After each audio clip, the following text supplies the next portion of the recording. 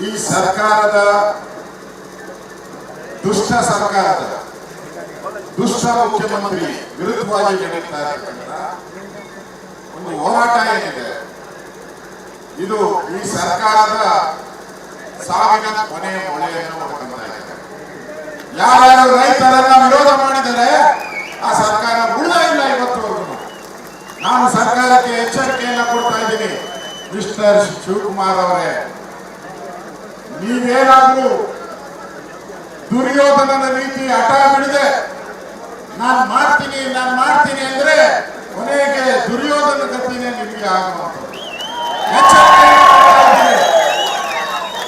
ರೈತರು 500ಕ್ಕೂ ಹೆಚ್ಚು ದಿನಗಳ ಕಾಲ ಹೋರಾಟ ಮಾಡ್ತಾ ಇದ್ದಾರೆ. ಇದು ಬೋಗಸ್ ಹೋರಾಟ ಅಲ್ಲ, ಇದು ಸತ್ವ ಇರುವಂತದ್ದು, ಜೀವ ಇರುವಂತ ಹೋರಾಟ.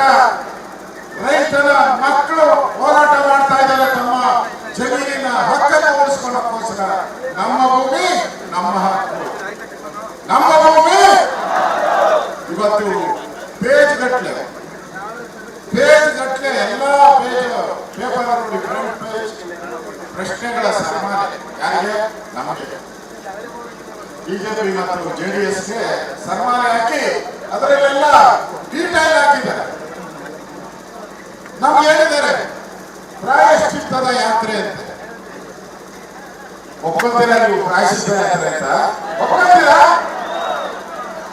ಇದೇ ಕಳ್ಳರು, ಕಾಂಗ್ರೆಸ್ಸಿನ ಕಳ್ಳರು ಅವತ್ತು ಬಿಡದಿ ಜಮೀನು ಏನು 5 ಟೌನ್ಶಿಪ್ ಮಾಡಬೇಕಾಗಿತ್ತು. ಕಾಗೋಡು ತಿಮ್ಮಪ್ಪ ನೇತೃತ್ವದಲ್ಲಿ ಒಂದು ಸಮಿತಿ ನೇಮಕ ಆಯಿತು. ಸುಮಾರು 25 ಜನ ಅಲ್ಲ 23 ಜನ ಕಾಂಗ್ರೆಸ್ಸಿನ ಮಂತ್ರಿಗಳು, ಮಾಜಿ ಮಂತ್ರಿಗಳು. ಇದೇ ಡಿ ಕೆ ಶಿವಕುಮಾರ್ ಅದರಲ್ಲಿ ಮೆಂಬರು. ಅದರಲ್ಲಿ ಏನ್ ಹೇಳಿದ್ದಾರೆ ಗೊತ್ತಾ? ಅವರು ವರದಿ ಕೊಟ್ಟಿದ್ದಾರೆ, ಒಂದು 60-70 ಪೇಜ್ ವರದಿ. ಈ ಭೂಮಿ ಮುಟ್ಟಬಾರದು, ಇಲ್ಲಿ ತೆಂಗಿನ ಮರ ಇದೆ, ಅಡಿಕೆ ಮರ ಇದೆ, ಮಾವಿನ ಮರ ಇದೆ, ಕುರಿಗಳಿದ್ದಾರೆ, ಹಸುಗಳಿದ್ದಾರೆ. ಇದನ್ನ ಮುಟ್ಟಿದ್ರೆ ನಿಮ್ಮ ಸರ್ಕಾರ ಸರ್ವನಾಶ ಆಗುತ್ತದೆ. ಇದು ಮುಟ್ಟಿದ್ರೆ ನೀವು ರೈತರಿಗೆ ದ್ರೋಹ ಮಾಡಿದ್ರಿ ಅಂತ ಇದೇ ಡಿ ಕೆ ಶಿವಕುಮಾರ್ ಅವರು ವರದಿಯನ್ನ ಕೊಟ್ಟಿದ್ದಾರೆ. ಈಗ ಯಾರಪ್ಪ ಪ್ರಾಯಶ್ಚಿತ್ತ ಮಾಡಬೇಕು? ನೀವೇ ಹೇಳೋರು. ಇಲ್ಲಿ ಬರಲ್ಲ, ಬಿಡದಿ ಮಾಡಬಾರ್ದು ಅಂತ ಹೇಳಿದ್ರು ನೀವೇ ತಾನೇ. ಈಗ ಯಾವ ಮುಖ ಇಟ್ಕೊಂಡು ಇದು ಈ ಯೋಜನೆಯನ್ನ ಮಾಡ್ತಾ ಇದ್ದೀವಿ? ಉತ್ತರ ಕೊಡಿ ನೀವು. ಬೇರೆ ಗಟ್ಟಲೆ ನೀವು ಅಡ್ವರ್ಟೈಸ್ಮೆಂಟ್ ಅಲ್ಲ, ಉತ್ತರ ಕೊಡಿ. ಆ ಸತ್ಯ ಶೋಧನಾ ಸಮಿತಿ ರಿಪೋರ್ಟ್ ಬಹಿರಂಗ ಮಾಡಿ. ಇಲ್ಲ ಅಂದ್ರೆ ವಿಧಾನಸಭೆಯಲ್ಲಿ 13ನೇ ತಾರೀಕು ನಡೀತದಲ್ಲ, ಅಲ್ಲಿ ನಾವು ಅದನ್ನು ಬಹಿರಂಗ ಮಾಡ್ತೇವೆ. ನಿಮ್ಮ ಯೋಗ್ಯತೆಯನ್ನ ಹರಾಜಾಗ್ತೇವೆ. ಜನರ ಮುಂದೆ ಹೇಳೋದೇನು? ನೀವು ಕೊಂಡೆ ಹೊಡೆಯಕ್ಕೆ ಇಲ್ಲಿ ಬಂದಿರುವಂತದ್ದು. ಬಿಡುಗಡೆ ಏನ್ ಬಂದಿದ್ದೀರಾ? ಕೊಂಡೆ ಹೊಡೆಯಕ್ಕೆ ಬಂದಿರೋದು ನೀವು. 35,000 ಕೋಟಿ ಹಣ ಸಿಗ್ತದೆ. ಇಲ್ಲಿ 2,700 ಎಕರೆ ಸರ್ಕಾರಿ ಜಮೀನಿತ್ತು. ಇಲ್ಲ, ಇವತ್ತು 700 ಎಕರೆ, ಇನ್ನು 2,000 ಎಕರೆ ಎಲ್ಲೋಯ್ತು ಗೊತ್ತಿಲ್ಲ ಯಾರಿಗೂ. ಎಲ್ಲರ ಹೆಸರು ಖಾತೆ ಮಾಡ್ಕೊಂಡ್ಬಿಟ್ಟಿದ್ದಾರೆ. ಅವರೇ ಇವಾಗ ಎಲ್ಲ ಮುಂದೆ ಹೋಗಿ ನನಗೆ ದುಡ್ಡು ಕೊಡು, ನೀನು ದುಡ್ಡು ಕೊಡು, ನನಗೆ ದುಡ್ಡು ಕೊಡು, ನನಗೆ ದುಡ್ಡು ಕೊಡು. ರೈತರಲ್ಲ, ಇಲ್ಲಿ ರೈತರೆಲ್ಲ ಕೇಳ್ತಾ ಇರೋದು. ಯಾರ್ಯಾರು ಈ ಅಕ್ರಮ ಭೂಮಿಗಳನ್ನ ತೆಗೆದುಕೊಂಡಿದ್ದಾರೆ ಅವರು ಕೇಳ್ತಾ ಇರೋದು, ರೈತರೆಲ್ಲ ಕೇಳ್ತಾ ಇರೋದು.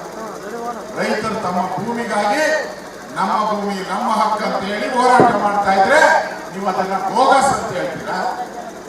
ಕಾಂಗ್ರೆಸ್ ಮನೆಯ ಕೆಲಸಕ್ಕೆ ಇವತ್ತು ಬಿಜೆಪಿ ಮತ್ತು ಜೆಡಿಎಸ್ ಇವತ್ತು ನಿಖಿಲ್ ಕುಮಾರಸ್ವಾಮಿ ಅವರ ನೇತೃತ್ವದಲ್ಲಿ ನಡೀತಾ ಇರುವಂತ ಹೋರಾಟ ಯಶಸ್ವಿ ಆಗಬೇಕು. ಈ ಸರ್ಕಾರಕ್ಕೆ ಕೊನೆ ಮೊಳೆ ಹೊಡಬೇಕು. ನಡ್ಕೊಂಡಿದ್ದಾರೆ. ಅವರಿಗೆ ಭಯ ಇಲ್ಲ ಅಂದಿದ್ರೆ ಯಾಕಪ್ಪ? ಅದಕ್ಕೆಲ್ಲ ಎಷ್ಟು ಗೊತ್ತಾಗುತ್ತೆ? ಅಡ್ವರ್ಟೈಸ್ಮೆಂಟ್ ಕೊಟ್ಟಿದ್ದಾರೆ. 4 ಕೋಟಿ ರೂಪಾಯಿ ಕೊಟ್ಟಿದ್ದಾರೆ ಅಡ್ವರ್ಟೈಸ್ಮೆಂಟ್. 4 ಕೋಟಿ ಬರೀ ಅಡ್ವರ್ಟೈಸ್ಮೆಂಟ್ಗೆ.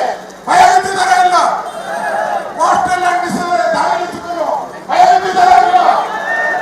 ಭಯ ಅಲ್ಲ. ಈ ಯಾತ್ರೆ ಮುಗಿಯೋದ್ರೊಳಗಡೆ ವಿಧಾನಸಭೆ ಅಧಿವೇಶನ ಆಗೋದು ಯಾವುದೇ ಕಾರಣಕ್ಕೂ ಈ ಬಿಡದಿ ಮತ್ತೆ ರೈತರ ಸೊತ್ತಾಗಬೇಕು. ಕುಮಾರಣ್ಣನ ಸೊತ್ತುಕೋಸ್ಕರ, ನಿಖಿಲ್ ಸೊತ್ತುಕೋಸ್ಕರ, ನನ್ನ ಸೊತ್ತುಕೋಸ್ಕರ ನಾವು ಬಂದಿಲ್ಲ. ಈ ರೈತರ ಜಮೀನು ರೈತರಿಗೆ ಕೆ ಶಿವಕುಮಾರ್ ಹೇಳ್ತೀನಿ, ಅಪ್ಪ ನೀನು ಇರೋದು ಎಷ್ಟು ದಿನಪ್ಪ? 1.5 ವರ್ಷ ಅಷ್ಟೇ, 1.5 ವರ್ಷ, 1.5 ವರ್ಷ. ಅದರಲ್ಲಿ 6 ತಿಂಗಳು ಇನ್ನು 1 ವರ್ಷ ಎಲೆಕ್ಷನ್ ಹೋದ್ರೆ ನೀನು ಅಕ್ವಿಜೇಷನ್ ಯಾವಾಗ ಮಾಡ್ತೀಯಾ? ಟೆಂಡರ್ ಯಾವಾಗ ಕರಿತೀಯ? ರೋಡ್ಗಳು ಯಾವಾಗ ಬರ್ತದೆ? ಸ್ಯಾನಿಟರಿ ಇದೆಲ್ಲ ಬರಕ್ಕೆ 15-20 ವರ್ಷ ಬೇಕು. ಯಾರೋ ಕೊಟ್ಟಿದಾರಲ್ಲ ಈಗ ರೈತರ ಜಮೀನುಗಳು, ಅವ್ರೇನ ಸೈಟ್ಗಳು ತಗೋಬೇಕು ಅಂದ್ರೆ 15 ವರ್ಷ ಬೇಕು ಅವ್ರ ಸೈಟ್ಗಳು ತಗೊಳಕ್ಕೆ. ಇವತ್ತು ಏಕಾಏಕಿ ಅನೌನ್ಸ್ ಮಾಡ್ಬಿಟ್ಟಿದ್ದಾರೆ ಎಲ್ಲರಿಗೂ 50-50 ಅಂತೆ. ಯಾಕೆ? ನಮ್ಮ ಹೋರಾಟದ ಫಲ ತಾನೇ ನೀವು 50-50 ಬಂದಿರೋದು. ಅದಕ್ಕೆ ಮುಂಚೆ ಬಂದಿದ್ದೀರಾ 40-60 ಅಂತ ಇದ್ರೆ ಈಗ 50-50. 2 ಕೋಟಿ ಇದ್ದು 3 ಕೋಟಿ, 3 ಕೋಟಿ ಇದ್ದು 4 ಕೋಟಿ. ಯಾರ ಹೋರಾಟದಿಂದ? ನಮ್ಮ ಹೋರಾಟದಿಂದ, ರೈತರ ಹೋರಾಟದಿಂದ, ಕುಮಾರಸ್ವಾಮಿ ಅವರ ಹೋರಾಟದಿಂದ ಇವತ್ತು ಈ ಸರ್ಕಾರ ಬಗ್ಗುತ್ತಾ ಇರೋದು ಕಾಣ್ತಾ ಇದೆ. ಬಗ್ಗುತ್ತಾ ಇದ್ದಾರೆ. ಇನ್ನಷ್ಟು ಬಗ್ಗಿಸ್ಬೇಕು ಇವ್ರನ್ನ. ಮನೆಗೆ ಓಡಿಸೋವರೆಗೂ ಈ ಸರ್ಕಾರ ಲೂಟಿ ಮಾಡುವಂತ ಸರ್ಕಾರ, ಮನೆಗೆ ಕಳಿಸೋವರೆಗೂ ನಮ್ಮ ಹೋರಾಟ ನಡೆಯುತ್ತೆ. ಅದಕ್ಕೋಸ್ಕರ ಬಿಜೆಪಿ ಕೂಡ ಈ ಹೋರಾಟಕ್ಕೆ ಬೆಂಬಲವನ್ನ ಕೊಟ್ಟಿದ್ದೀರಿ. ವಿಧಾನಸಭೆಗಳಿಗೆ ನಾನು ಸುರೇಶ್ ಬಾಬು ಅವರು ಇದನ್ನ ದೊಡ್ಡ ಹೋರಾಟವನ್ನು ಮಾಡ್ತೀವಿ. ನಾವು ಒಳಗಡೆ ಹೋರಾಟ ಮಾಡುವಾಗ ನೀವು ಹೊರಗಡೆ ಹೋರಾಟ ಮಾಡಬೇಕಾವತ್ತು. ಅಧಿವೇಶನ ನಡೆಯಕ್ಕೆ ಬಿಡಲ್ಲ, ಅಧಿವೇಶನ ನಡೆಯಕ್ಕೆ ಬಿಡಲ್ಲ. ಇದು ತೀರ್ಮಾನ ಆಗಲೇಬೇಕು. ಬಿಡದಿ ಯಾರು? ರೈತರಿಂದ ಅಂತ ತೀರ್ಮಾನ ನಮ್ಮದು ಅಂದ್ರೆ ನಮ್ಮ ಹೋರಾಟ ನಾವು ಮಾಡೇಬೇಕು, ಉಳಿಸ್ತೀವಿ.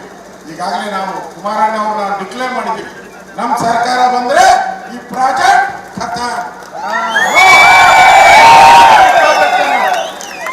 ಒಂದು ಇದನ್ನ ನಾನು ಹೇಳ್ತಾ ಇದ್ದಾರೆ. ಕುಮಾರಸ್ವಾಮಿ ಅವರ ಪಾಪದ ಕೂಸು, ಪಾಪದ ಕೂಸು ಯಾವ ಮುಖ ಇಟ್ಕೊಂಡು ಹಾಗಾದ್ರೆ ಪಾಪದ ಕೂಸು ನೀರಕ್ಕಪ್ಪ ಇಟ್ಕೊಂಡಿದ್ಯಾ? ಬಿಟ್ಟು ಬಿಟ್ಬಿಡು. ಇದೇ ನಿಮ್ ಸತ್ಯಶೋಧನಾ ಸಮಿತಿ ಅಸೆಂಬ್ಲಿಯಲ್ಲಿ ಮಾತಾಡಿದಾಗ ನೀವು ರೈತ ವಿರೋಧಿ ಕುಮಾರಣ್ಣ ಅಂತ ಹೇಳಿದಾಗ ಕುಮಾರಣ್ಣ ಏನ್ ಹೇಳಿದ್ರು ಗೊತ್ತಾ? ರೈತರಿಗೆ ಯಾವತ್ತು ನಾನು ದ್ರೋಹವಾಗಿಲ್ಲ, ಬಿಡದಿ ಪ್ರಾಜೆಕ್ಟ್ ಅನ್ನ ನಾನು ಮಾಡಲ್ಲ.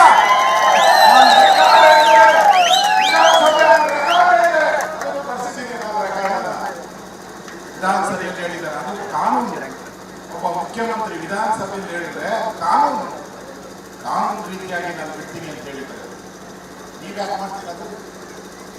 ನಮ್ಮ ಸರ್ಕಾರ ಇದ್ದಾಗ, JDS ಸರ್ಕಾರ ಇದ್ದಾಗ ಇದರ 4-1 ನೋಟಿಫಿಕೇಶನ್ ಆಗಿದೆಯಾ? ಇಲ್ಲ. 5-1 ಆಗಿದೆಯಾ? ಇಲ್ಲ. 6-1 ಆಗಿದೆಯಾ? ಇಲ್ಲ. ಅವಾರ್ಡ್ ಆಗಿದೆಯಾ? ಇಲ್ಲ. ಮಾಡಿದವರೆಲ್ಲ ಕಳ್ಳರು ನೀವು, ಮಾಡಿದವರು ನೀವು. ಅದೇನೋ ಮೊಸ ತಿನ್ಬಿಟ್ಟು ಮೇಕೆ ಮೂತಿ ಬರ್ತಾರಲ್ಲ, ಹಂಗೆ ನಮ್ಮ ಮೂತಿ ಗೊತ್ತಾಗಿಲ್ಲ. ಆಗಲ್ಲ. ಜನ ಪ್ರಜ್ಞಾವಂತರಿದ್ದಾರೆ. ಯಾವುದೇ ಕಾರಣಕ್ಕೂ ನಾವು ಈ ಪ್ರಾಜೆಕ್ಟ್ ಅನ್ನ ಮಾಡಕ್ ಬಿಡಲ್ಲ. ಇದು ರಿಯಲ್ ಎಸ್ಟೇಟ್ ದಂಧೆಗೋಸ್ಕರ ಲೂಟಿ ಹೊಡೆದು ರಾಹುಲ್ ಗಾಂಧಿಗೆ ದುಡ್ಡು ಕಳ್ಸಕ್ಕೋಸ್ಕರ ಮಾಡ್ತಾ ಇರೋ ಪ್ರಾಜೆಕ್ಟ್ ನಮ್ಮ ವಿರೋಧ ಇದೆ. ಅದಕ್ಕೋಸ್ಕರ ಮಾಡ್ತಾ ಇದ್ವಿ. ಈ ಹೋರಾಟಕ್ಕೆ ಬೆಂಬಲ ಕೊಟ್ಟಿರ್ತಕ್ಕಂಥ ಸಾವಿರಾರು ಜನ ಕಾರ್ಯಕರ್ತರು, ನಾಗರಿಕರು, ರೈತರು ಏನ್ ಬಂದಿದ್ದೀರಾ ಈಗ ಯಶಸ್ವಿ ಮಾಡಬೇಕು. ಯಶಸ್ವಿ ಮಾಡಿ ಸರ್ಕಾರಕ್ಕೆ ಚಡಿಗಟ್ಟನ್ನ ಕೊಡಬೇಕು. ಸರ್ಕಾರಕ್ಕೆ ಚಡಿಗಟ್ಟನ್ನ ಕೊಡಬೇಕು. ಆ ರೀತಿಯಾದ ಕೆಲಸವನ್ನ ನೀವೆಲ್ಲ ಮಾಡಿ ನಮ್ಮ ಪೂರ್ತಿ ಸಹಕಾರ ನಿಮಗೆ ಇದೆ ಅನ್ನೋ ಮಾತನ್ನು ಹೇಳಿ ನಾನು ಮಾತನ್ನು ಮುಗಿಸ್ತಾ ಇದ್ದೀನಿ. ಧನ್ಯವಾದ. ಭಾರತ್ ಮಾತಾ ಕೀ